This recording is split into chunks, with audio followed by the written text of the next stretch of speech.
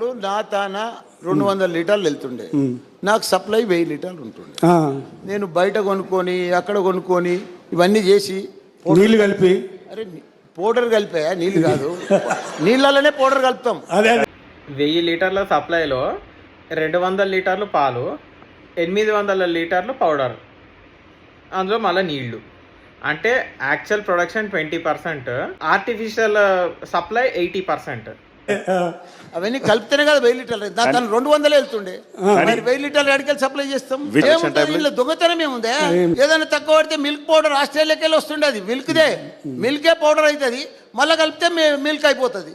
అసలు ఎప్పుడో జనాభా లేని టైంలోనే, ఇన్ని కోట్ల మంది లేని టైంలోనే, అప్పట్లోనే ఆయన చెప్తున్నాడు మల్లారెడ్డి, ఏది పాల పౌడర్ కలిపి పాలు అమ్మాను అని చెప్పి, అంత ఓపెన్గా. అసలు ఈ రోజుల్లో ఇంత జనాభా పెరిగాక, ఇంత డిమాండ్ వచ్చాక మనం ఏ పాలు తాగుతున్నాము? అసలు రోజు పాల ప్యాకెట్లు అయితే ఇస్తున్నారు, కానీ అవి నిజంగానే కనీసం పాలలో నీళ్లు కలిపిన పాలా లేకపోతే పాల పౌడరా? అసలు పాల పౌడర్తో వచ్చినా కూడా కాదు, అసలు అది మన కెమికల్ అనేది అర్థం కావట్లే. ఈ రోజులో ఉన్న జనాభాకి, అక్కడ వచ్చే సప్లైకి, ఉన్న డిమాండ్కి ఎంత కల్తీ తింటున్నాం మనము.